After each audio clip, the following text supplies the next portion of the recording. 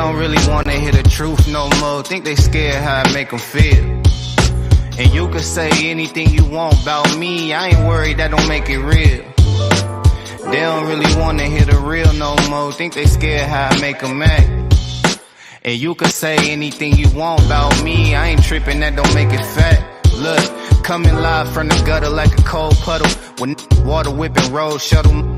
Your whole huddle, Dutch burning, moving slow, I'm feeling like the minute hand. All wishes granted to me, turning in a tenant van. Been the man, never questioned nothing that was in the plan. See it from my third eye vision, so I understand. Poolside plotting moves like a dance team, 100 band scheme, in the dirty with my hands clean. Never been the type of they could castrate. 5th grade, I was selling candy to my classmates. I ain't call her back, I let her think about the last date. Student of the game, and I promise you not a classmate. Problem is with these rap, they move iffy, in my mood picky. Can't let these get rude with me.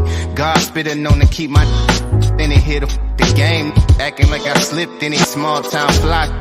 Never heard of these on my apex. Tip top vertices, hit they mouths moving, but they never moving vertically. Hit a person who been practicing the perjury. Black Lord, Noble Drew, big stepping. Love them all, give a about the click repping. Small losses always taught in big lessons. Quit stressing, liberating knowledge, make the lesson. They don't really want to hear the truth no more. Think they scared how I make them feel. And you can say anything you want about me, I ain't worried, that don't make it real. They don't really wanna hear the real no more. Think they scared how I make them act. And you could say anything you want about me, I ain't tripping, that don't make it fact. They don't really wanna hear the truth no more. Think they scared how I make them feel. And you could say anything you want about me, I ain't worried, that don't make it real. They don't really wanna hear the real no more. Think they scared how I make them act. And you can say anything you want about me, I ain't tripping, that don't make it fact. Hey.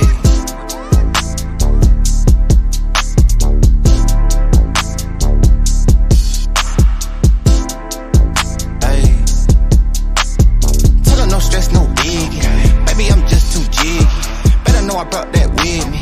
Case they get too iffy. Baby, don't stress, don't sweat it. Put it all on my daddy. Know how I'm coming. And they know what we had. Run around through that left side, low end. All of mine need more wins. If you got beef, don't come out. Cause my young hitter might go in. Uptown GN. Working all through my weekend. Hoping these don't show out. Cause all of my hitters too deep in. With the boy, I'm so seen. Ain't worried about long as my money and my green. Baby, I ain't got work tomorrow. Tell me what the business is. Ain't about no club hop, I'm tryna start some businesses. Shorty, you thought it was, they better know it's not that. Talking all that online, they knowing that it's not fact. Sliding through my hood, I make maneuvers like a Uber, baby. Got a 10-year plan, these can't tell what they doing lately. And I'm way too clean, I'm Listerine, I thought they been knew it. All in my lungs, I got my red cup full of that hand fluid. Young middle Mad Mac, I'm swinging that leg, I'm banging that do or die. And I ain't that legally before I get crucified. Living in my bloodline, this place in my family tree. How the they pressed, I did my best out of what they handed me. Straight out of that country, know my shawty dick as human air. And I need not mention no extensions, that's human hair. Boy, we grew in there. Around through that left side, low end. All of mine need more wins. If you got beef, don't come out. Cause my young hitter might go in. Uptown GN. Working all through my weekend. Hoping these don't show out. Cause all of my hitters too deep in. Tell her no stress, no biggie. Baby, I'm just too jiggy. Better know I brought that with me. Case they get too iffy. Baby, don't stress, don't sweat it. Put it all on my daddy. Know how I'm coming. And they know what we had.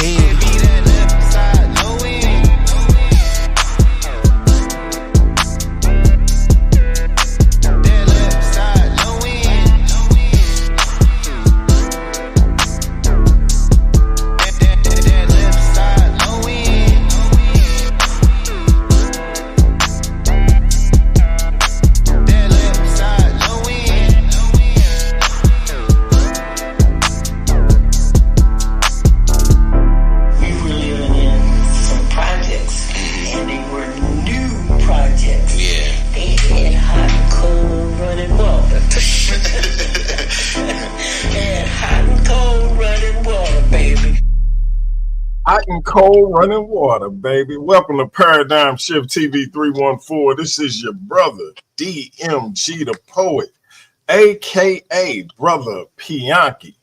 And we are back with one of my favorite guests, the Fit Barber. But before we get into our spiel, y'all know I got to do my spiel. I want to say God bless to all my Christian brothers and sisters.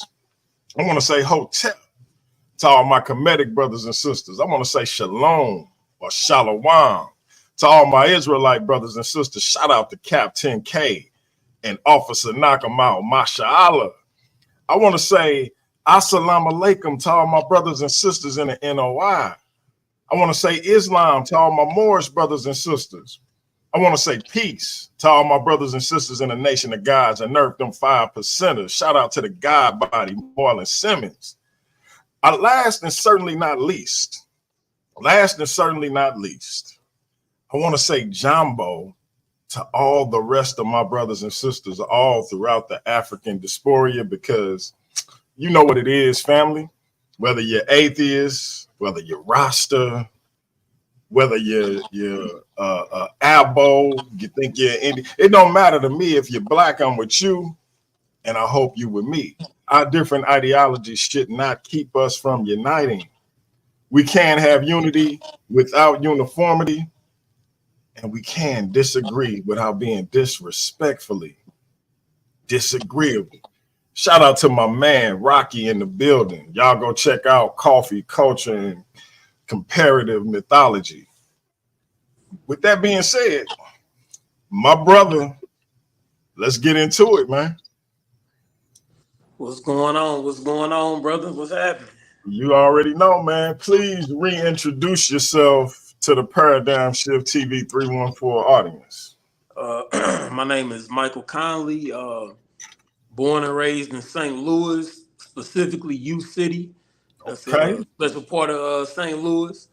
I'm also known as the Fit Barber because I'm a barber and as well I'm in the fitness. Been barbering for 17 years. Been on a fitness journey for about 13 years. Certified personal trainer. All of the above, and tried every type of lifestyle and nutrition, diet, keto, vegan, plant, everything. So that's part of my spiel, but specializing in hair care, so yes, sir, that's me. I'm late with the bomb, but I was trying to find my button for the bomb after you said St. Louis and U City, but I couldn't. I was scrambling like, damn. But yeah. Shout out to U City. Right on. But got in a lot of trouble jumping out of windows in U City. Make sure my wife ain't listening. But yeah, got in a lot of trouble in U City. I believe it. But that being said, man, you are a personal trainer. Yeah. Gave me a lot of good advice, man, and with regards to the health kick. And I want to ask you this on that kick, because I think I asked you in the last show. Okay.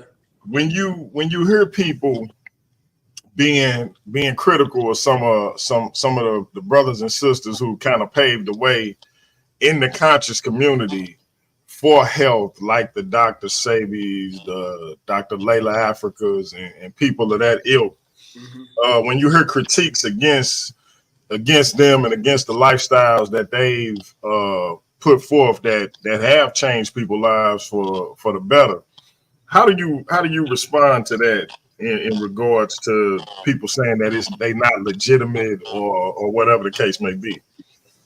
I kind of, a few things. It really signifies a level of ignorance, but also that's to be expected, because anytime that you speak of something outside somebody's normal paradigm, they're going to be neglectful to the information being given. We live in a society where this, kind of like quote unquote Greek medicine, that controls the way that we view health in this country. You think about I know we all remember being kids, and I remember we had the food pyramid up in the cafeteria at school. And when you look at that food pyramid, it's like once again, that's this Greek philosophy. Like I always say, doctors, before you become a doctor, you take what's called the Hippocratic Oath. The Hippocratic Oath is named after Hippocrates. So that whole school of thought, and even down the way that they look at protein, the fact that they consider you having to, in order to gain muscle, you got to eat muscle. Like, that's crazy. But, so when somebody critiques the Dr. Africas, the Dr. Sabis, it really is a kind of a showing, kind of somebody showing their hand, like playing cards and somebody showing their hand. That kind of lets me know your level of, just your level of intelligence when it comes to health and in this whole field, So I'm not surprised people are critical of it, not at all, Yeah. Gotcha. Because I've heard some interesting things from different people. Like, your doctor wouldn't advise you to do that if you were a child and things of that nature. And I'm like, oh man, okay, hey, yeah. And and what's crazy? You say what? Me not being as knowledgeable about it as I probably should be. I don't really have the capability of arguing against what people say. So I just kind of hear them out, and I refer to people more knowledgeable like yourself and keep it pushing. But I have heard some of the rhetoric. Yeah, and I really look at it once again, when coming across any kind of information, you want to look at the school of thought. And once again, understanding the whole, Hippocratic Oath and Hippocrates and the way that the Greeks viewed the human body, they were, there's a difference between fitness and health. And, with Dr. Africa and Dr. Sabi, they were trying to heal you. This whole construct of, protein and carbs and the way that they mix the proteins and the starches here in the country, is, I get it from a fitness standpoint, but fitness and health are two different things. If you focus on health, you can be fit, but focusing solely on fitness is not going to necessarily get you healthy. And I look at it like with that Greek thought process, even the way that we approach medicine, it's about patching you up, getting you back on the battlefield. How they did it back in the ancient Greek days and the Roman days. It was like, let's patch you up, get you back on the battlefield. So, if you got a runny nose, we're going to give you this medicine so you can go to work for 8 hours. Your nose not running, and when you come back home, you're back with the symptoms. Right. It's not about healing. It's about, treating. We live in a society of treatments and not necessarily healing. If it's not healing you, then it's not healthy. That's my philosophy there. Gotcha. Yeah. And I noticed that even with a lot of modern things, and I got to be careful on this platform because they will flag you for what's termed medical misinformation. But I have noticed with certain things like the 3-letter or the 4-letter word where you can take something to prep and not be able to get those 4 or 3 letters, but you don't have a cure for it. And that's kind of, I'm like, so I can take something to keep me from getting it, but you ain't got nothing to get rid of it. Right. You know what I mean? Right. So it's like, okay, so yeah, but I'm gonna leave that alone. Let's get into the question of the night. I think you and I were talking. Shout out to my man BK Apologist in the building. Real quick before you get to the question, I know that. Go ahead. Because I'm looking at my side of the screen where it say my name. You sure? Like I want to know if the audience can see me and everything. Yeah, let me see if you can see my screen on my phone. Can you see yourself? Oh, okay, yeah, all right, we good. Okay, because I'm on my end. I'm like, I hope I ain't, okay, cool. Yeah. No, I ain't gonna lead you astray. I know, we good. I just want to make sure I didn't do something wrong, man. I ain't tech savvy like that. Yeah, nah, me either. If it wasn't for my queen, Yeah. Hey, this show would look a whole lot different, man. If I could pull some of them old files up, you would be like, yeah, brother, you and that Pan-African flag in the back was, hey, I'm telling you, back in them days, boy, it was ugly. Yeah. But yeah. The question of the day, I know you and me was talking, and I raised this to you. A lot of my brothers in the urban apologetics section believe that the conscious community is either dead or dying. Shout out to my man Rocky for becoming a channel member. I appreciate that, bro. And one of the things that I've always said when it comes to this notion that the conscious community is dead, I think that they only talking about like the online conscious community, like what they see on YouTube and on the internet. Because in my actual community, it's alive and well, and so and I know they kind of they include like 5%ers, Nation of Islam, the Moors, the Israelites. They include all of that within the conscious community, and I don't. So what's your definition of the conscious community? Who's in it? Who's out of it? And do you believe it's dead or dying as well? I certainly don't believe it's dead. It's not dying. It's actually got a healthy heartbeat. You know, in my opinion, primarily because when I view the word conscious and what I perceive to be conscious, as long as even beyond religion, I will say as long as religion is around, consciousness. So even for somebody to be religious and think the conscious community is dying, that's like an oxymoron, because the idea of there being something greater to me is consciousness. Myself, I've only been, I guess what you could say, maybe comedic conscious, probably 14 years now. But in actuality, I've been conscious my entire life.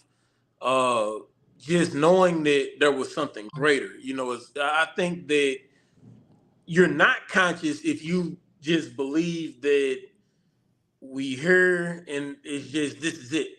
You know, even going to any religious text of there being, like I say, something a higher self or another place, tapping into your spirituality, the unseen part of you. To me, that's conscious. You know, now where your consciousness is directed is a completely different thing. But in my opinion, just looking at the word conscious, that's what I perceive to be conscious. Um, but yeah, as far as we can even go African conscious, you know, that community had never died as well, because like you said, there are certain online platforms, but the real work is done every day in the community. Different events that I had, and people, you know, practicing the principles that they live by, or you know, talk about. You know, so that's one of my perceptions about the conscious community being alive and well. Got you. Yeah, and I tend to agree with you that it still has a healthy heartbeat, because I know, like I said, in my community, and you know this from being in St. Louis, like we can go down to certain bookstores, certain spots, and we know that this is where consciousness is sort of nurtured and encouraged, and it's a lot of people uh going in and out of those spaces and meeting and greeting each other and getting to know each other, and still, you know, embracing one another and embracing this particular lifestyle. So I think when we limit it to this online community, I think we really not giving it the credit that is due.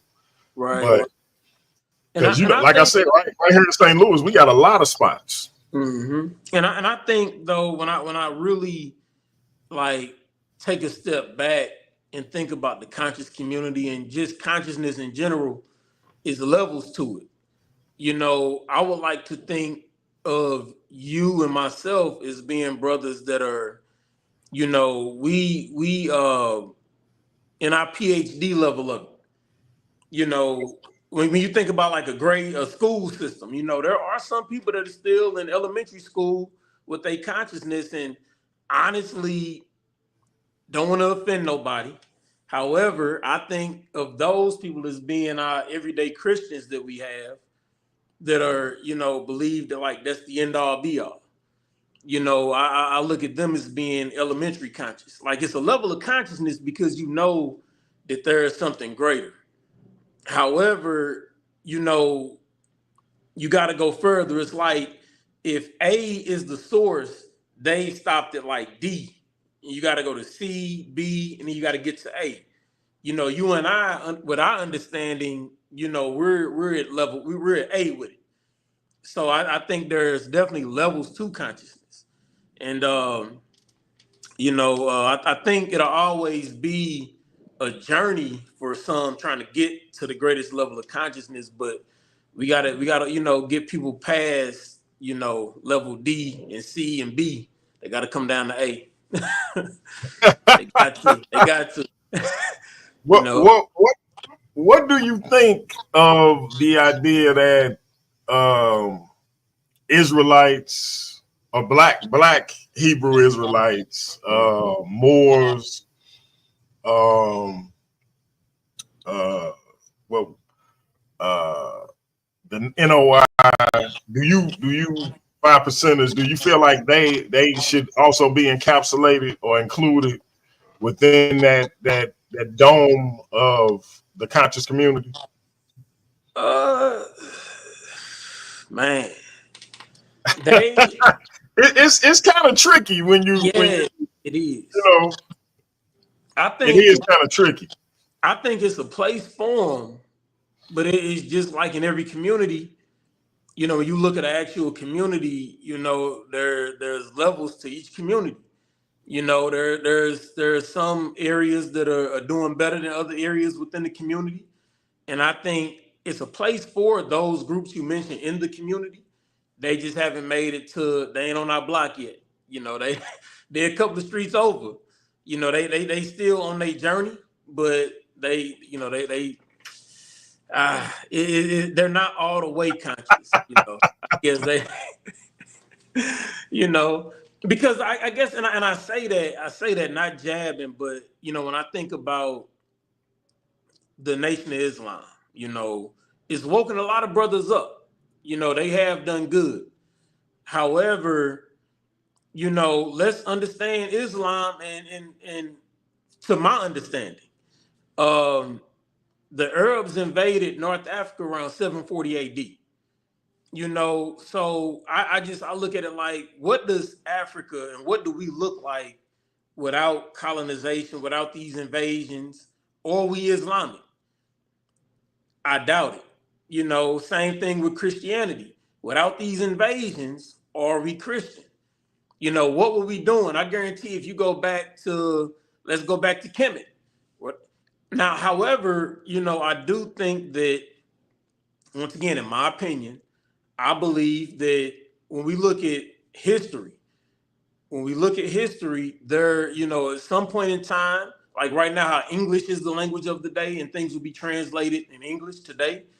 At certain points, think Arabic was the language of that time, or whatever day that, you know, the Quran was being, you know, jotted down or whatever, and the stories were being told. And same thing with Christianity. I think Hebrew was the language of that particular time, and but yeah, I think when we go back to the origins of things, we weren't Islamic, we weren't Christian. You know, we did have spirituality, but it wasn't that. Yeah, and see, I think, and some people would say, well, that's your bias. Yeah, yeah, I think that Islam and Christianity have a little bit of a different story when it comes yeah. to Africa, though. Okay. Just because, thank you, son. Just because when it comes to Islam, we know they came in with this conquering, convert or die mentality. Yeah. Whereas with Christianity, before Christianity fell into the hands, I shouldn't say fell into the hands of the Romans, but before it was embraced by the Romans, I don't think that was what it was with Christianity. I think when people, if we look at how Christianity spread, they didn't have the power to force anybody to convert at first because they was getting killed themselves. Yeah. So I think early on, before what is it, 325 AD, yeah, the Council of Nicaea. I think and those ecumenical councils where, you know, Constantine said, all right, this is gonna be what it is from now on, even though I don't think he was a Christian either. Yeah, he was a politician. Yeah, exactly. I think for that though, they didn't have the power to make nobody do nothing. So if you converted because this is what you believe. So I always say, even our people in North Africa that converted, and as you went down the Nile, they was like, I kind of like this a little better, and they rolled with it. Now, when Rome made it its imperial religion, then yeah, obviously it changed. But with Islam, I feel like it was on the force tip the whole realm. And I think, go ahead. No, go ahead. I was just gonna build into that and just say, yeah, I agree. I think that it was easier for our ancestors to adopt Christianity because it was a familiar story. You know, when you come in with the story of Christ, which is come from the Greek word Christos, which means savior. There's a story of a savior, not necessarily the Jesus character, but the story of a savior. When you come in and understand the story of Haru, you know, if they'd already been kind of adopting that understanding, you know, I think that it's easier to digest that than, you know, another religion. Yeah, if you think about it, I say it like this, and people get mad when I say it, but I'll be like, look, if you say, hey man, you know, you can get to the afterlife with Asar and Haru and all of that, but you got to get your heart weighed against this feather. And if you don't meet the criteria, we got some spells that might help you. But again, if you don't meet the criteria, you're gonna get devoured by, I think, is it I forgot the hippo gator. Yeah. You're gonna get devoured and that's the end for you. Right. Ain't no paradise, but if you make it, you're gonna get a brand new body. You're gonna be in the field of reeds, and everything is gonna be everything. Yep. But then you get somebody that come along and say, "Hey, same deal, except this dude did all of that for you. You just gotta believe in dude, and that's it." Yeah. And you straight. You still get the new body. You still get. They like, oh, for real, man. Asar. I'm sorry, G. Right. I ain't even got to do all the heart and the feather stuff. So I just think people make it more complicated than what it is. I think they just like, hey man, this a lot less stress. Right. So, right. You know what I'm saying? Oh man. But let me ask you this. Why do you think our people, speaking of the Israelites, the Moors, the NOI, why do you think our people cling to these beliefs that we aren't African? Or if we are somewhere in Africa, we are still kind of separate to it, like, you know, the tribe of Shabazz or Moroccan Moors, and, you know, things of that nature. But you know, you believe in the Black Israelites, you believe you came into Northeast Africa and you trekked across the continent and settled in West Africa. No Africans were taken in the slave trade. We are all Israelites. We just don't know we Israelites. Well, why do you think it is? Now you got a group in right here that say we was never in Africa. We don't have any African blood. We was always here. Like, what do you make of that? So And when it comes to the NOI, you know, and like real quick, I see somebody put Malcolm X and Khalil Muhammad conscious community for sure. I definitely think they were conscious, but it doesn't mean that their religion was conscious. You know, but I think at that time, what Malcolm X was doing, you know, he used the NOI as a gateway, like as a bridge to wake people up. So he definitely was conscious, you know, especially going from Detroit Red to. But to your question, I'm not familiar totally with, you know, what the Quran belief is. However, with the Israelites and in the practice of the Bible, I think that is the exact reason why they say what they say, because I look at it like this. This may be a bit controversial, but for one, the Bible is not a history book. The Bible, to me, my opinion, is like the movie Forrest Gump, right? It's Hey, I ain't never heard that one. so I've never heard that one. I used to say back when I was making my arguments, I would say it's historical fiction. I ain't never heard the Forrest Gump joint. That's a new one. Go ahead though. Go ahead.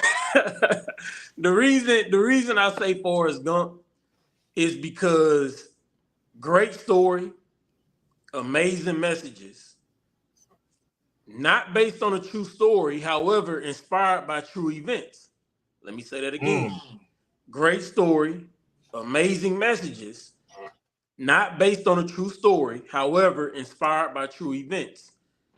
With that being said, when you're looking at the Bible trying to find history in it, it may be inspired by historical events or things that may have happened, but it's not a true story. You know what I'm saying? It's not based on a true story. And I think we have to understand the difference in the two. Inspired by true events and based on a true story are not the same.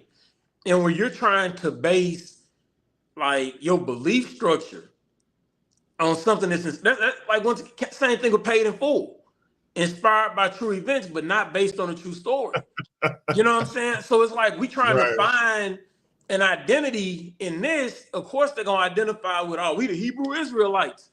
Bro, but like no, we not. But they take it a step further though, bro. Like, you know, they say DNA. Like if if I present them with my DNA, like what you showed me the other day, where you literally have kinsmanship with Ramses. Yep, for Ramses III. And so if you showed them that, they'll say that that's fake. Yeah. And can't and that's what they call that cognitive dissonance. Am I saying that right? You know, where somebody can show you something and you still like don't fathom it, and you know, and then not only that, man, in terms of the Bible, in the way that, because maybe the Hebrew Israelites don't consider themselves Christians. I don't know if they do or don't. They don't. They talk down about us. They don't. They can't stand Christians. Well, how should I put that? That man, it's to me, you can't, in terms of what I was saying earlier about consciousness going from like D, C, B, A, maybe they right there between B and C. They ain't made it to A. You know, you kind of gotta, I respect the Bible. I understand what it is. I understand the tool that it's been used as. However, to make that my sole doctrine, you know, not only that, understanding who gave us the Bible, you know, it's like you gotta, once again, we done all work places. When you leave a job, get fired, whatever, you get them everything back. They ID, their uniform, everything. So to still hang on to something that was given to us by our enslavers, and you know, be like, but we give it back. You know, give it all back. You know, and that's kind of my take on that. Well, you know, they actually think that King James was a black man. Like, bro, I'm gonna have to get you on one of these panels because they believe King James was a black man. He was an Israelite.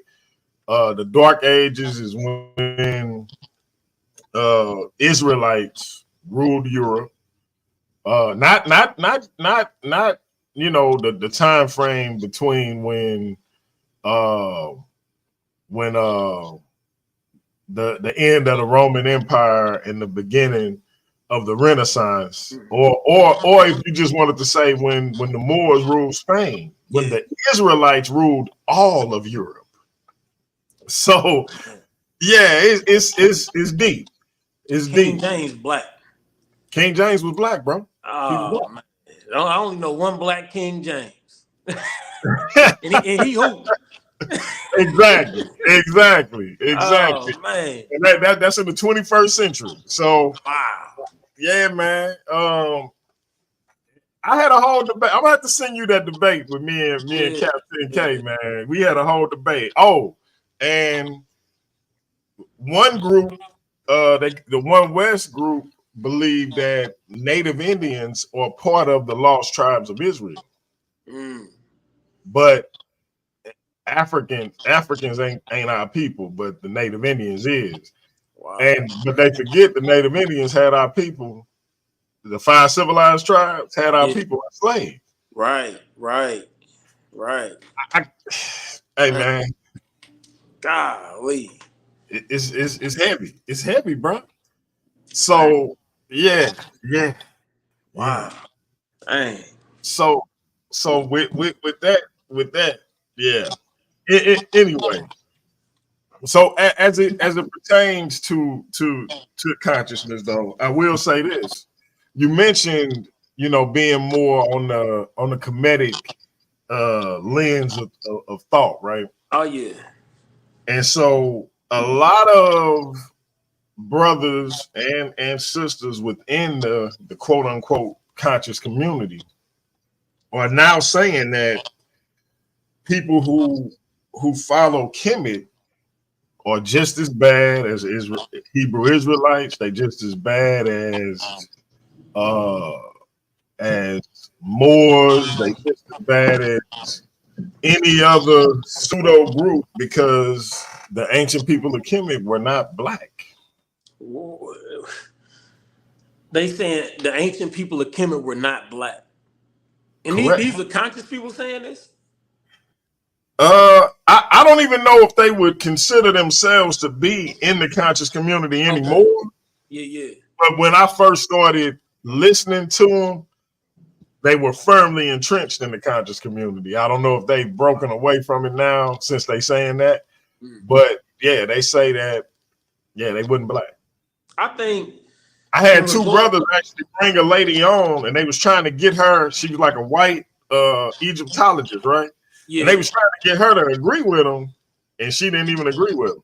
They kind of got a little frustrated with her. So it was kind of funny. But what you think? What you think of that? I think history repeats itself, and just how we strayed. My man Rocky say they not like us. Oh man, he went full Kendrick Lamar on me. They not like right. Oh man, hold on. He said they not black like us. They not black like us. Who not black? The ancient Kemetics? The ancient Cometians. Come on, man. Like the Remetch. This is where, like I say, history repeats itself. I think just how people are strayed away from African spirituality and adopted all of these other, because sometimes, man, receiving too much information can be bad for some people, because I look at it like you have two digestive systems. You have one in your body where you eat food, it keeps the nutrients, get rid of the waste, and then one in your mind where you receive information, get rid of the waste, and you hang on to the nutrients. And I think a lot of people, they get to consuming too much information, and then they start believing anything. And then now we do have to factor in, a lot of people are Instagram scholars, to where they'll look at a TikTok video or Instagram and then go down these rabbit holes of receiving different information. I look at it like this, man. When it comes to the information that I've, viewed and adopted, I look at the OGs in the game. John Henry Clark, Oscar Kwesi, Dr. Ben, Dr. Ray Hagan, looking at that. And then honestly, man, we've seen the Sphinx and all the noses get knocked off. Like, I don't understand how you could not believe that people of Kemet were not believe that they were black. Kemet is in Africa, and then understanding the way that the Nile River worked and understanding how it was developed. But once again, people don't do their own homework and understand the different invasions that took place and all of those things. I mean, it's crazy. It's crazy. At a certain point, I mean, understanding the invasions, like me, you were talking the other day about when the Greeks came in and, you had the Ptolemaic era of Kemet, and that's when it started transitioning. But the origins of Kemet, even going back to, Imhotep and even greater, they were black. That's why it was land of the blacks. Yeah. I think that one of the things that we talked about, remember when we said that black, we kind of started using black as a term for everyone who's of African descent. Right.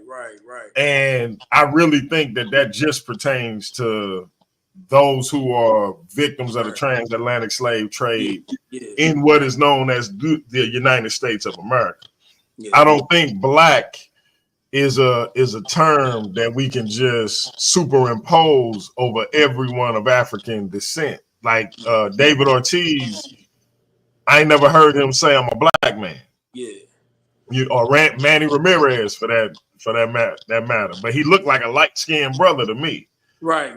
So I think that's part of this equation. Yeah. Because like Rocky says, I'm not saying they weren't African and dark, just not us. And so that gives a different distinction to what's being said. And so for us, all right, if they African and they dark, they black for a lot of people. But I think what some people saying is, hey, they African. They just ain't of the same African stock that we are. And so for people here to try to claim, because you get some people, unlike yourself, who showed you have DNA roots that go back to Kemet, you have some people who just flat out be like, yeah, those are our ancestors, and that's where all of us come from.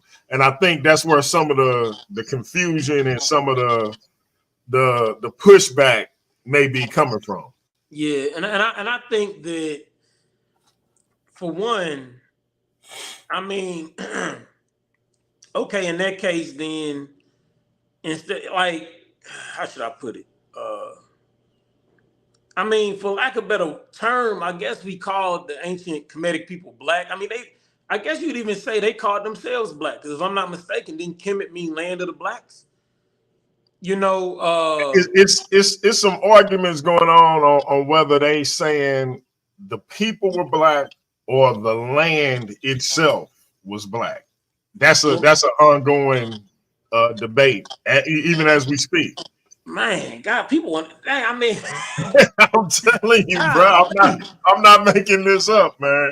Well, I'm gonna take it as, we know that they were melanated people. For as being black, I think being black today does have a different meaning. Like, black only exists really in America for the idea of being black, because anybody around the globe that's like you and I, melanated, like you said, Manny Ramirez, David Ortiz, they're African. I think people have adopted. That's the problem with colonization. Like, we've been colonized. So to me, your race is African. Your nationality is the nation in which you belong to. So yeah, David Ortiz and them, they were Dominican, and they may ethnically look at themselves as Latino. you know. And in America, our ethnicity would be black, but all in all, we are African. You know what I'm saying? So yeah, granted, the difference between the ancient Kemetic people and us today is we have a high melanin content just like them. The only difference is they had a culture and we don't.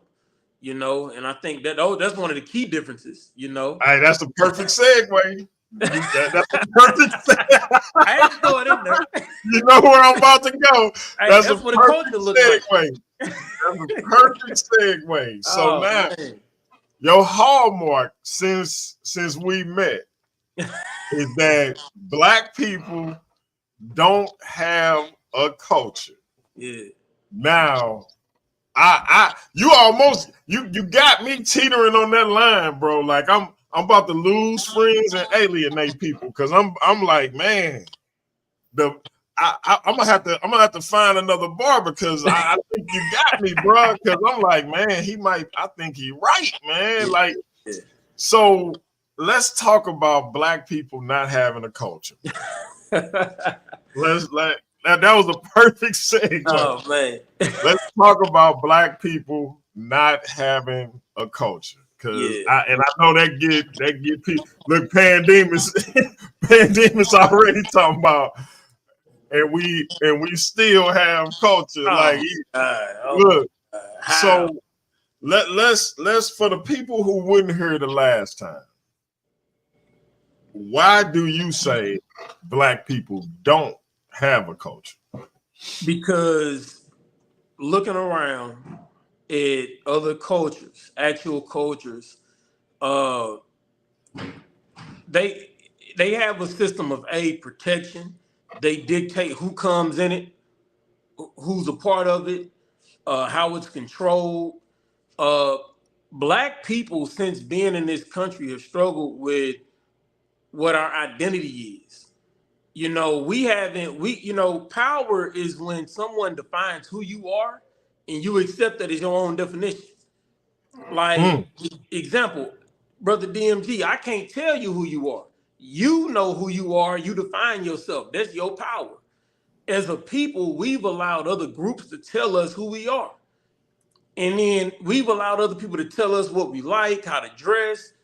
We haven't controlled nothing about us since we've been here. We haven't controlled, we're trendy, we're influential. That's great. But we don't make the most profit on our own ideas and influence. You know, like we literally, honestly, we're literally like the cattle of America. Wow. We literally are the cattle of America, and we've allowed ourselves to be such because we don't have a culture. Now, anybody listening, look at the Chinese community, Japanese, look at the East Indian, the Mexicans, every other group that has come over here has defined who they are. They control their communities. They actually have communities. We don't have communities. They have communities.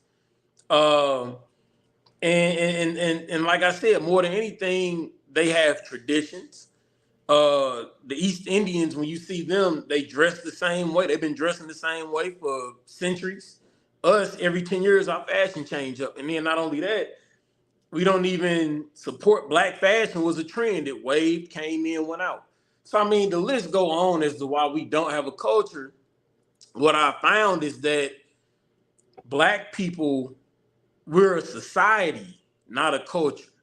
A society is a specific group within a community. That's what we are. We're a specific group within a community. A culture, black people nationwide, we don't do anything as a collective. We don't do anything as a collective nationwide. So to have a culture is something that they move as a collective, you know. So yeah, I mean, like I said, the list go on. We're a society, not a culture. I think we say culture for lack of a better word, but what we have is not a culture. And what was that Saturday, man, when I asked you, I was talking about like some of the traditions that we have, like my grandmother, my wife making black eyed peas on New Year's Day, and my grandmother always wanted the man to be the first person to enter her house on New Year's Eve when she was still with us. Different things like that, hoodoo, and stuff like that. And I was saying, is that not part of culture? And you had a profound answer or a profound reply for me. Do you remember what it was? Yeah. I was saying that's a tradition, like a family tradition, because as a collective, every black person in America is not eating black eyed peas on New Year's Day. Now here we are, because I know my family, and I don't know if your grandmother came, your people came from Mississippi, but primarily coming from down south, we do that. But She I from know, my like, grandmother was from Alabama. yeah, so that's that down south, and when you think about the black people that live in, like, let's say Minnesota or just wherever, LA, every black person isn't doing that. I know black folks that have never heard of even doing such a thing, so that may be a family tradition. I think there can be subcultures, like I mentioned, the LA gang situation, the Crips and the Bloods. That's a culture because they know who's in it, they've defined themselves. um, they got a flag, like they have a system of protection. Us, we don't have a system of protection. We have none of that. You know what I'm saying? So no, we don't. As a collective, black people do not have a culture. Yeah. Hmm. Okay. Hey, listen, man. Pandemus. I know you out there, boy. Hey, that Pandemus was recently crowned the first ever Paradigm Shift TV 314 versus series champion. He won the whole tournament. Okay. Congratulations to my brother again. He took home the $300 prize and the big gold belt. But I know he got steam coming out of his ears because he is a Pan-African Gorviite. And so I know he probably chomping at the bits to get in here. And my man Rocky, I think he probably has some disagreements too. We gonna open it up in a little bit, but I still want you to continue to parse this thing out, because one of the things that I think got people's attention was that you said we don't have culture, but we have cancer. Yeah. Why do you feel that what we have is cancer as opposed to culture?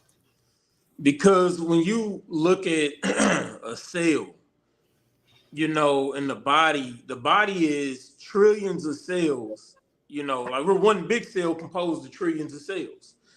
And when you look at America, once again, same thing, is one big cell composed of, you could say, I guess, billions or however many people in America of cells.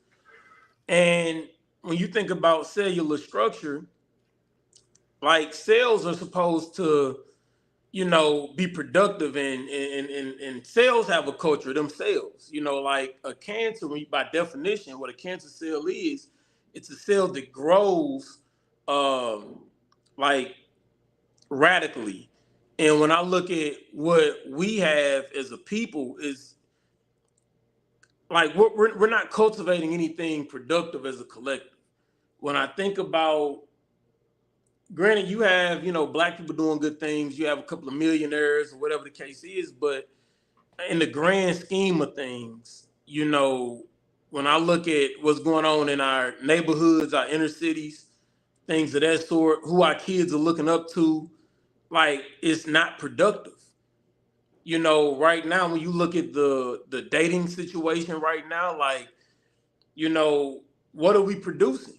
How are we going to produce good sales right now? Looking at the rate, I mean, granted, it's always been single mothers, but right now, I would like to say it's at an all-time high.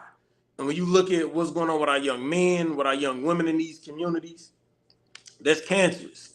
That's not a culture. When I look at a Jewish community, when I look at every other community, like I said, they can see the trajectory of their kids 10, 15, 20 years from now, what they're going to be doing, and generational wealth. With black folks, man, it's treacherous times for us.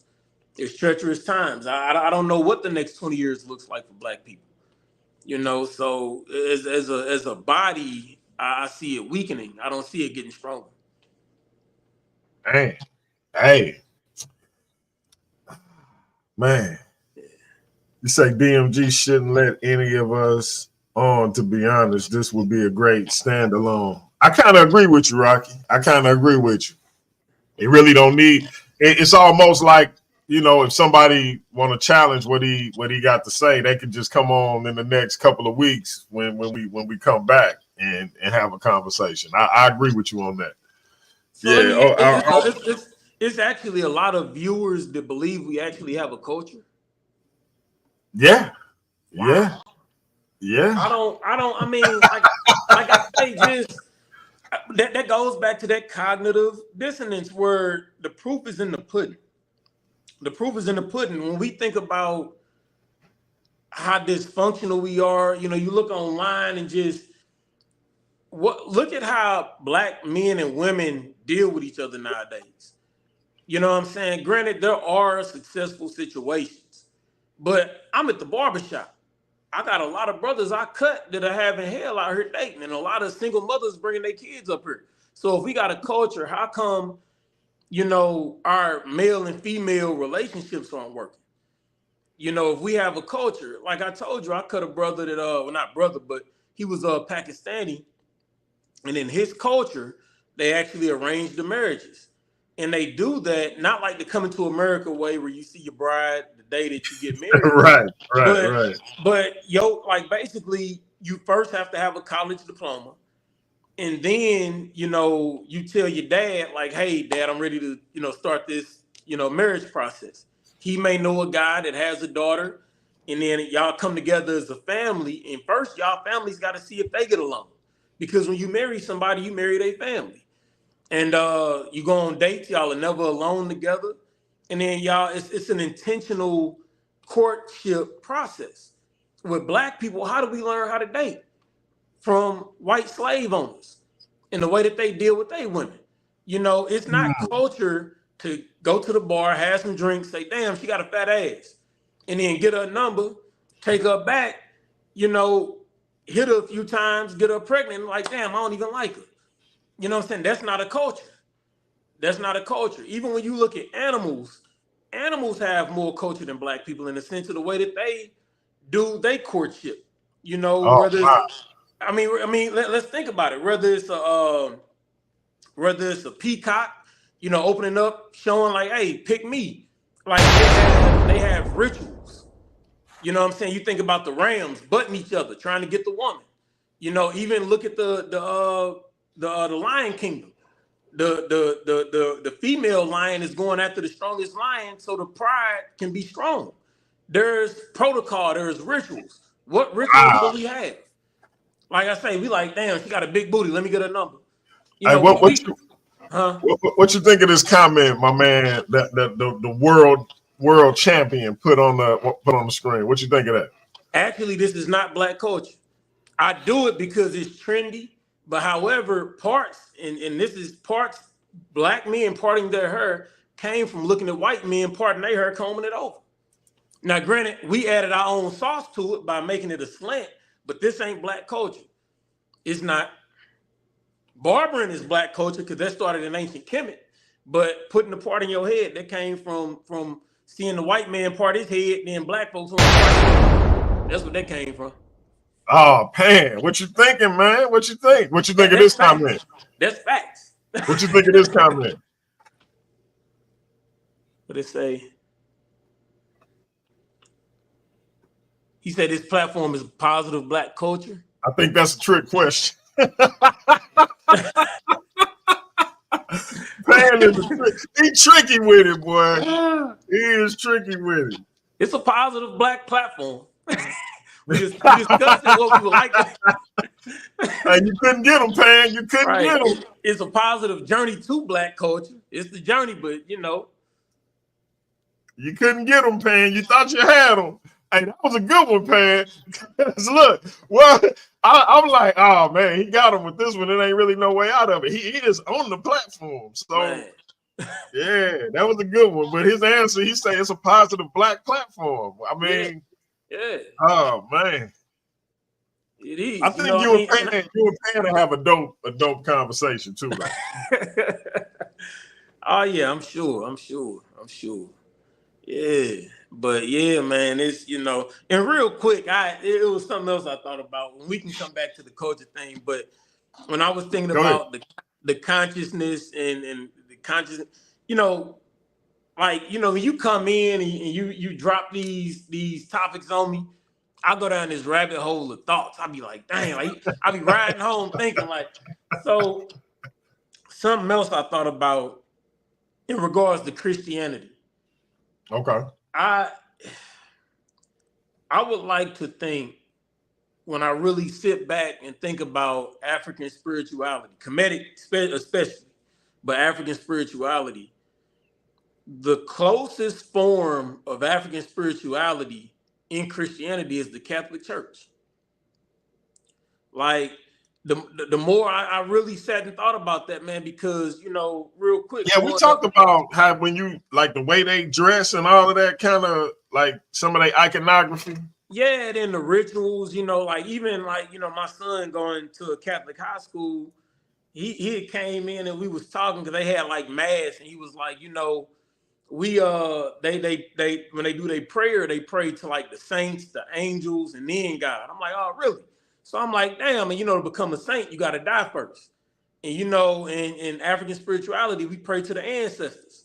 Yeah, So and in ancient Kemet in particular, you become an Aku or a shining one. That's the term for the ancestor. Yeah. So it really dawned on me. I'm like, damn, like, you know, growing up Baptist, we didn't do no rituals outside of First Communion. So I'm like, really, man, outside of Catholicism, all these other forms of Christianity are like the most watered down forms of spirituality there is, you know, in thought. Because, you know, when you think about it, you know, we learned being Baptist and Southern Baptist and all this from the literate white slave owners.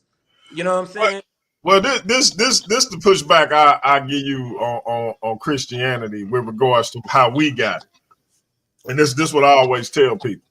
So one of the things that people say, like a lot of people don't realize, is most of our people didn't convert to Christianity. And when I say most, I ain't saying some didn't, but most of our people didn't convert to Christianity to after 1800.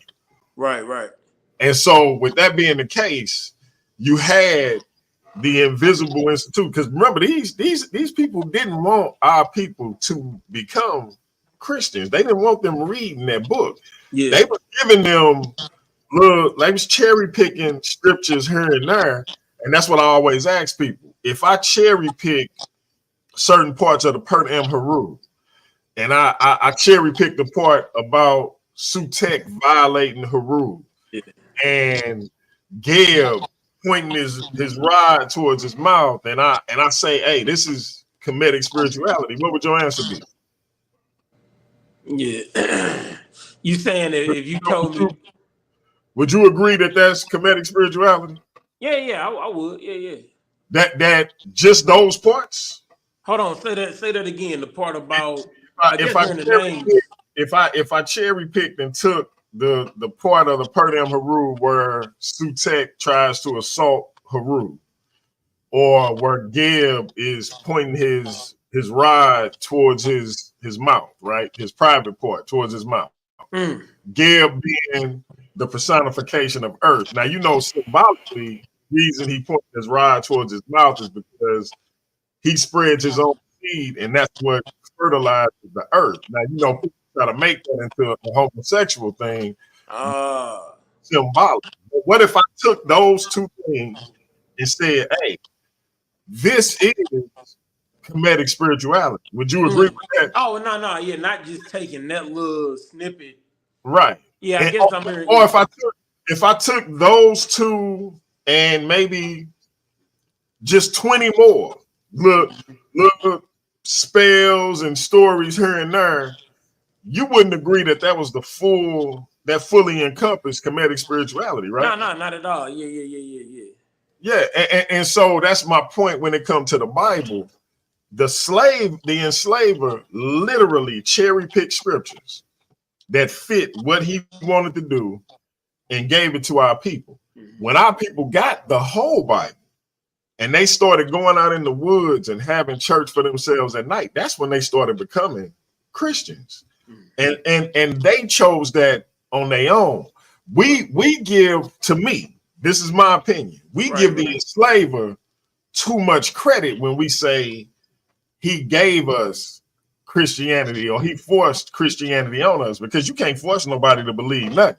Like, I always get the analogy, like, if you trying to force me to believe, trying to force our ancestor to believe something, they like my man on Friday, Chris Tucker, like, yeah, when he here, I say I believe it, but when he gone, I ain't believing it no more. And all you got to do is look at the slave narratives, and they tell you they knew that the enslaver was full of that mess when it came to what he was talking about as it pertained to church. But when they start reading it for themselves and getting an understanding for themselves, that's when they became Christians.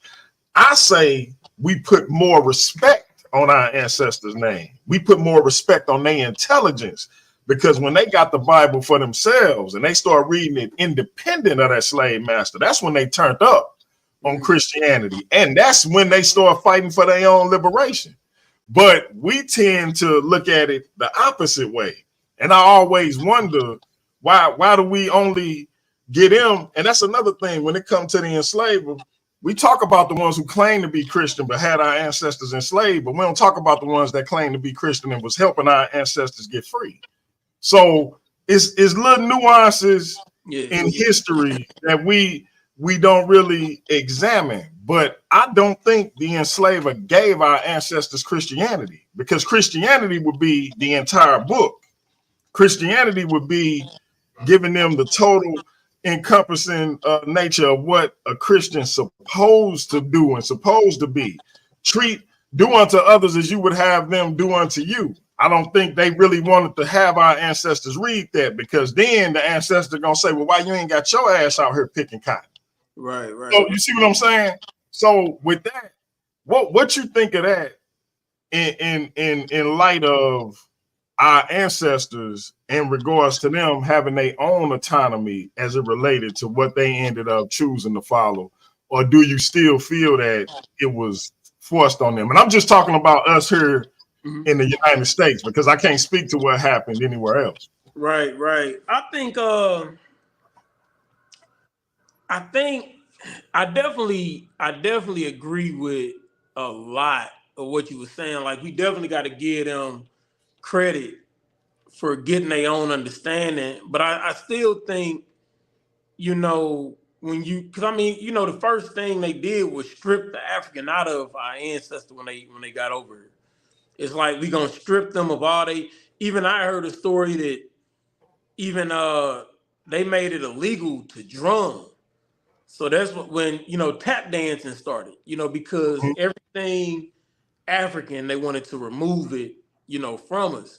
So that is a tough one. Like, in one breath, it's like, yeah, they gain their own understanding, but at the same time, you gain the understanding out of what you're given versus you coming into it like, okay, I'm a yeah, that's a tough one. That's a tough one.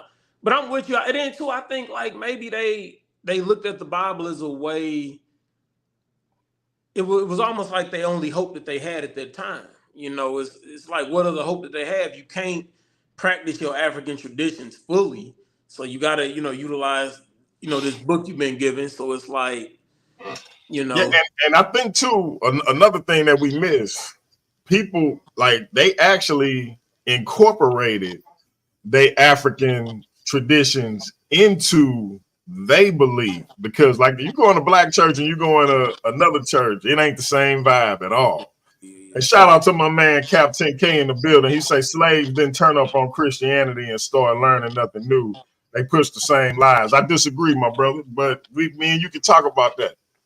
Oh, and Captain K, that's my brother from ISUPK. I was telling you, he interviews small business owners. Oh, okay, and he right here in St. Louis as well. Oh, okay. He right here with us. So hey Cap, my man, the FITBARBER from U City.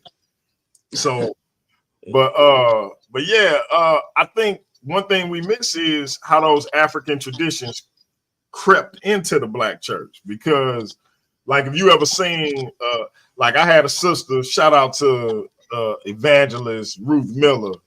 Always spoke life into me whenever she seen me. She used to do what she called a belly yell. And if you ever seen any of those those old when they sitting around the fire, the pit in Africa, and the women get up and start doing that dance.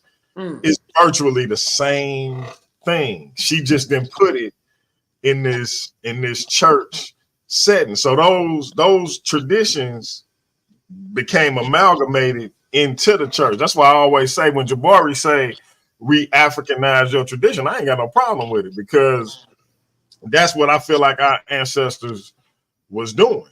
And so that's why when my man Cap say, like, I don't have a problem with nothing he believed at all.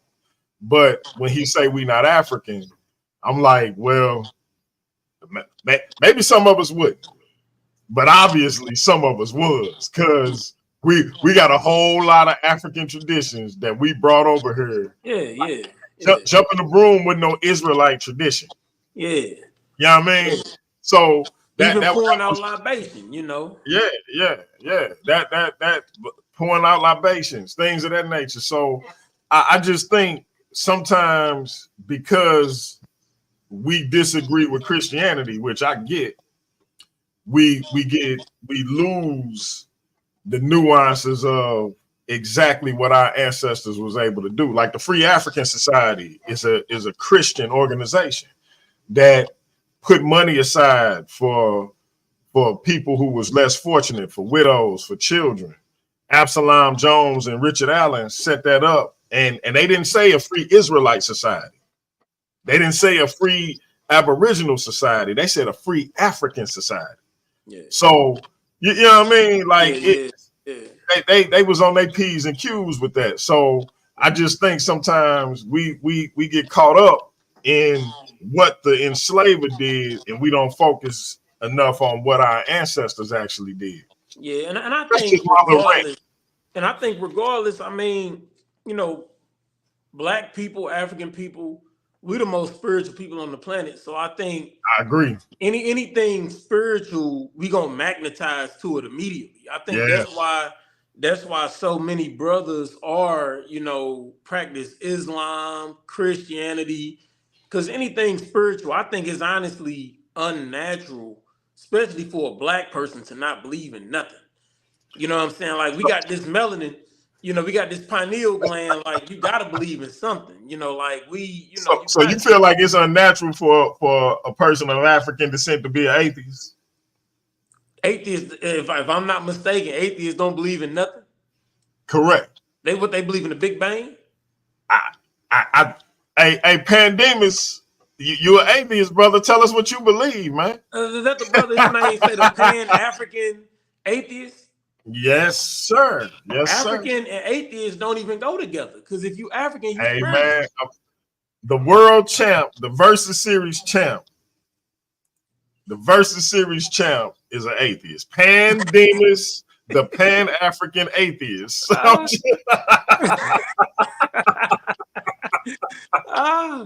Oh man. Golly.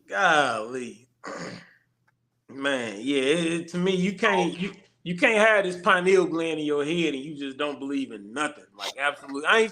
But that's why I've refrained from using the word God. Like, when I speak about a higher power or the creator, I don't say God, because I think people instantly go to a white dude in the clouds in a toga looking down on us.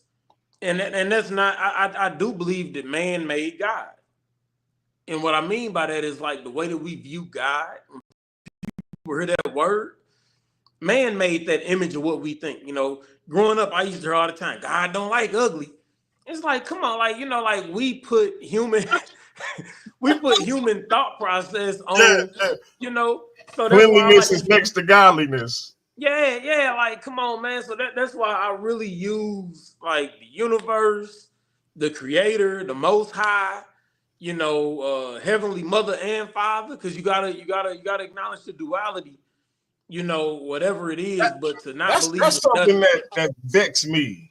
Like, why God don't have a woman? And I'm being serious when I ask this. Like, Greek philosophy.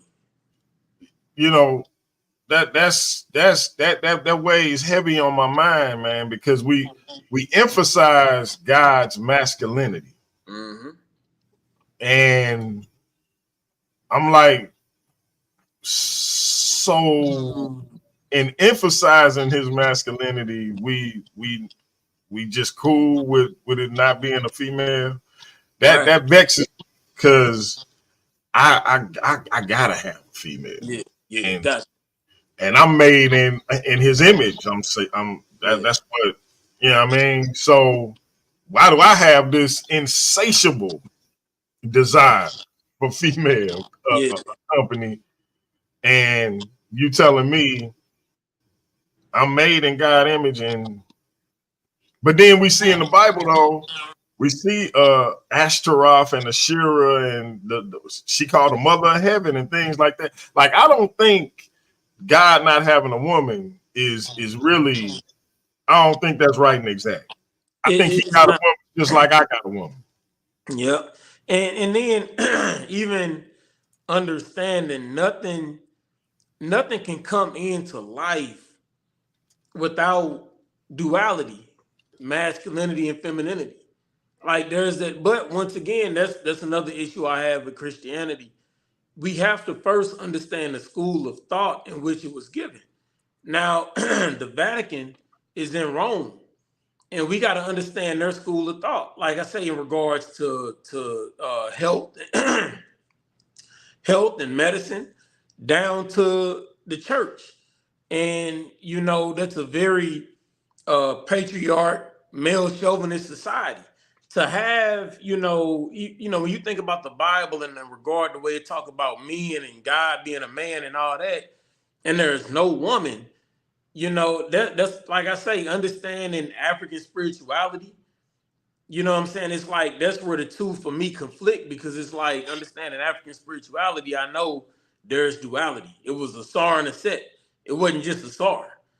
And then we get to the Bible and it's just God, and then it's like, come on, that don't even go together. Hey, Cap, you should have said it like my brother Thomas White, Cap. You should have said it like Thomas White said it. You saying I'm thinking too hard. I can't listen, man. I'm just wondering how a man cannot have a woman. That's Well, all. well, But I get what was Brother Thomas White. God has yeah, I no like how gender. Thomas broke it down. Huh? No, I was just saying I like how Thomas broke it down rather than my man Cap telling me I'm thinking too hard. Yeah, and I agree. God has no gender in the sense of man, male or female, but to me, masculine and feminine are energies, because I look at God or the creator, the universe is an energy. You gotta have duality, whether you call it masculine, feminine. Even the human body is designed in duality. You got one heart, left atrium, right atrium, left ventricle, right ventricle. One is receiving, one is pumping. One putting out. You got two kidneys.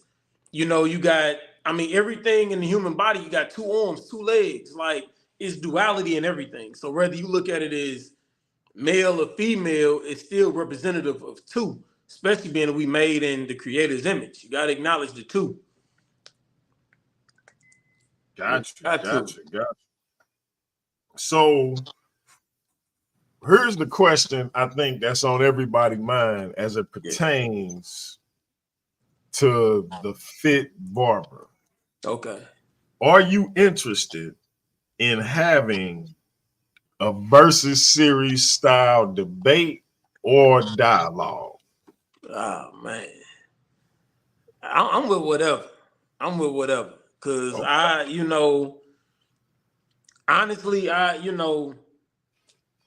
I'm very stubborn, but however, at the same time, I'm not blinded by my stubbornness. If somebody can present information to me and it makes sense, then I can agree with it.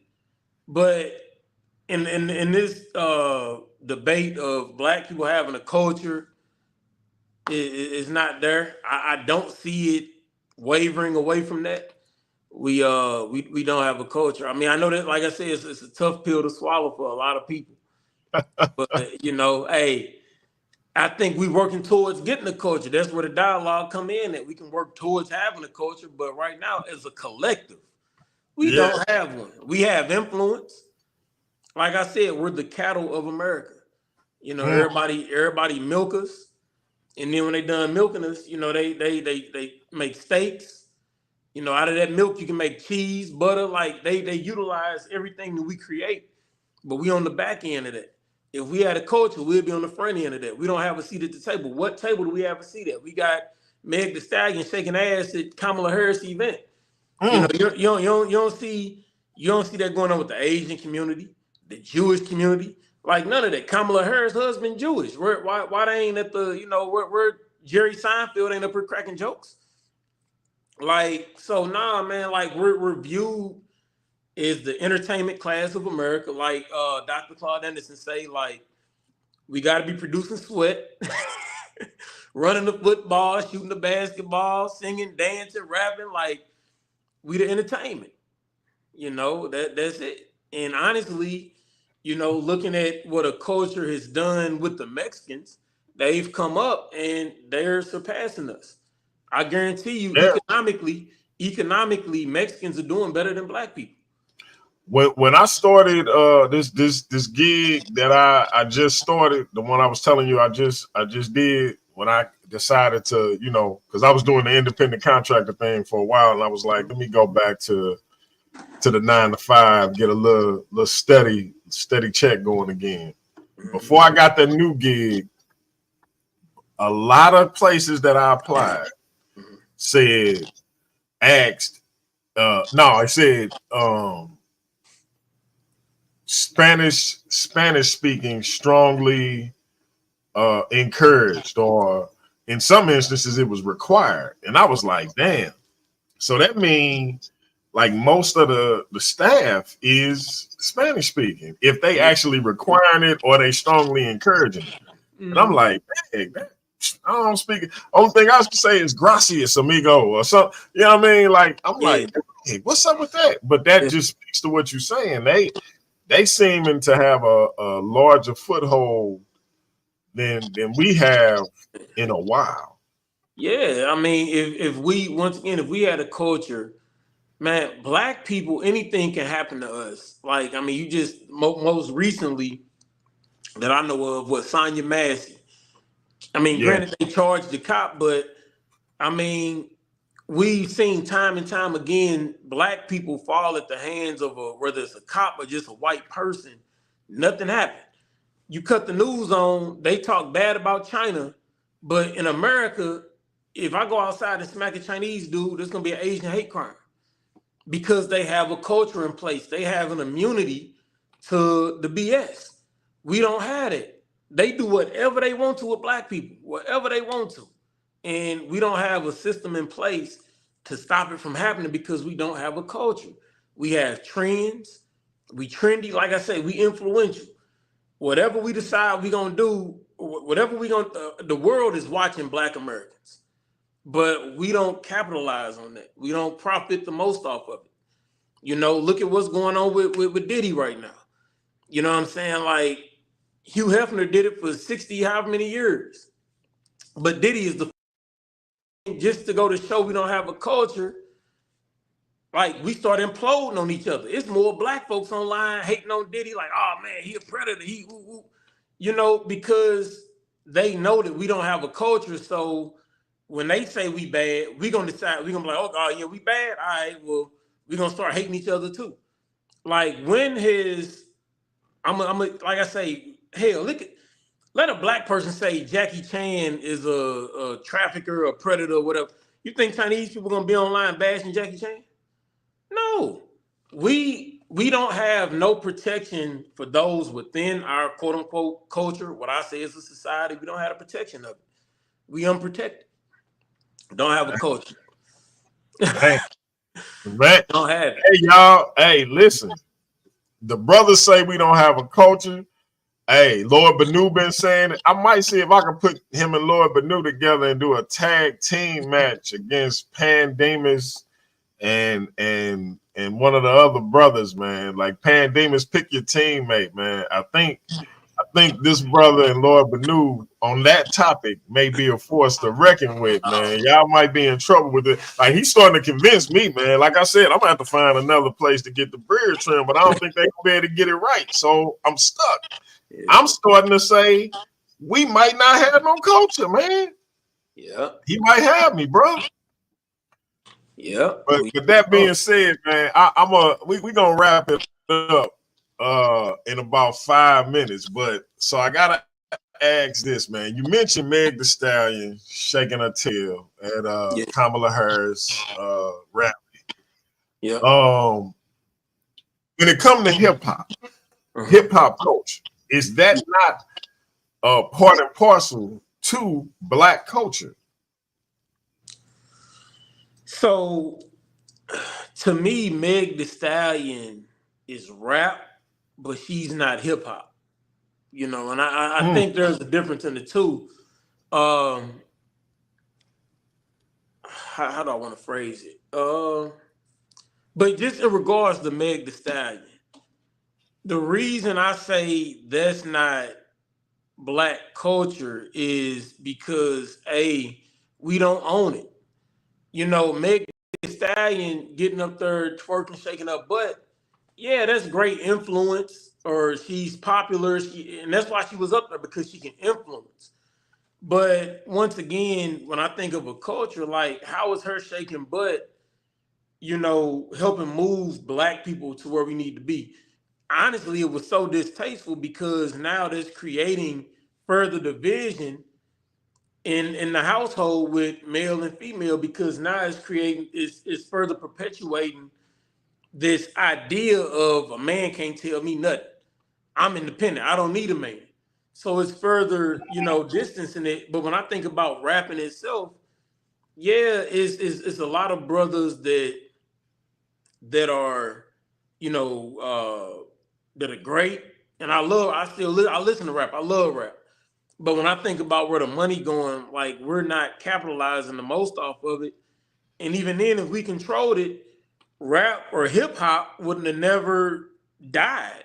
I mean, granted, there are artists that do hip hop, but if I cut the radio on right now, I'm not gonna hear hip hop. I'm gonna hear rap. You know, because you know, back when it first started, you know, you had like Brand Nubian and you know, guys like that were just rapping, like, it was more of a conscious space.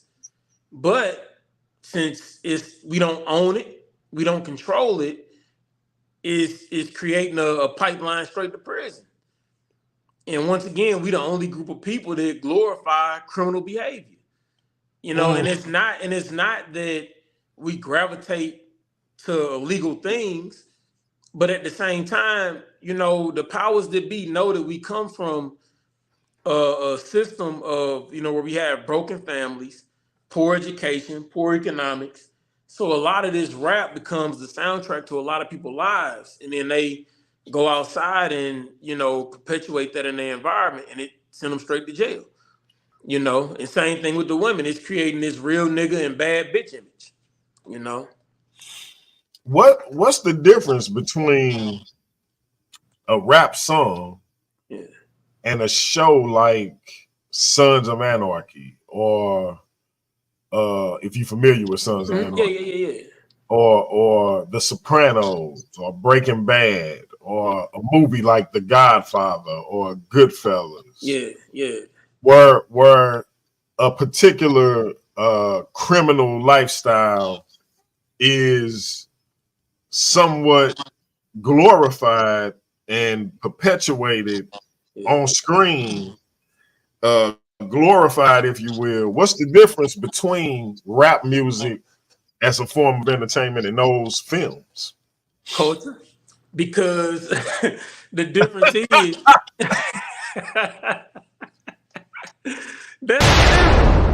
like, that literally is the difference. Like, when you think about Black people, we're a chicken with our head cut off. We just running around. We running around. You know what I'm saying? Like, when you think, I'm glad you brought up The Godfather, because even with The Godfather, they have a culture intact, so they have a code, and it's organized crime. Rap music to Black people, it's unorganized crime. You know what I'm saying? Like Mm. the way that and then also not only that, like when you think about Sons of Anarchy and all of that, once again, the way my mind is set up, I can't fathom having a culture without community.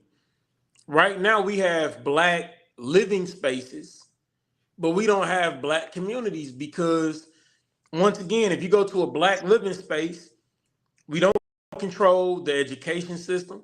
We don't control the health system. We don't control how we eat. A lot of us are renting. We're not owning our homes in these Black living spaces. And like I say, going back to Powernomics, Dr. Claude Anderson, I got to be able to feed you, fund you, educate you, house you, and heal you. You know, when you where my shop is at in O'Fallon, it's a community. So with that being said, to summarize it, I'm gonna just say this: take a seed, plant it in good soil. You can give it a little water, a little sunlight. It's gonna do what it needs to do because the soil is good. It can even be a bad seed, but it's still gonna produce something because it's got good soil. Black people right now, when you think about our neighborhoods, we got good seeds but bad soil. So how can we thrive in bad soil?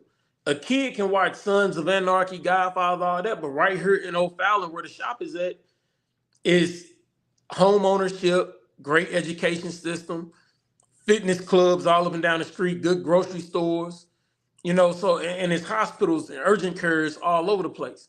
So they can feed you, they can house you, they can educate you, all of those things. So even if your parents are divorced, you might play on a baseball team with some positive male role models. Right now, in our living spaces, we don't even have good, you can't even get a job in, like, let's say North St. Louis making a livable wage. So how can I go coach a Pee Wee football team when I'm like, shit, I got to pay child support. I got to pay these bills. Back when you and me was growing up, we had Black men that worked at Anheuser-Busch, Laclede Gas, coaching our Pee Wee teams because they made good Ford money. Motor Company. Yeah. Yeah. So like it was kids on my baseball team that single mamas, but we had solid Black men that had the money to where they could donate the time and coach our team. We don't have it no more. That's why, like, my son played baseball. He the only Black kid on the team. You know what I'm saying? Because like we falling apart. We don't, so like I said, we don't have communities. So to me, it's hard to fathom having a culture and you don't even have a community. Like we can't even work what and where can we go to a Black grocery store or a Black hospital? Think about it. We got Barnes Jewish Hospital down here. Jewish. You know what I'm saying? So it's like they have a culture. They can heal themselves. They have an indoctrination on how they heal themselves. We don't have that. You got any Chinatown in America, whether you're in Chicago, New York, I'm sure they got a Chinese medicine shop where they got like they Chinese herbs. Like, how can we heal each other in the Black community? Half of us still eating pork. Half of us don't even want to listen to Dr. Sabian, Dr. Africa. So it's like we at a disarray. We're not even on the same page. We don't even know how to eat.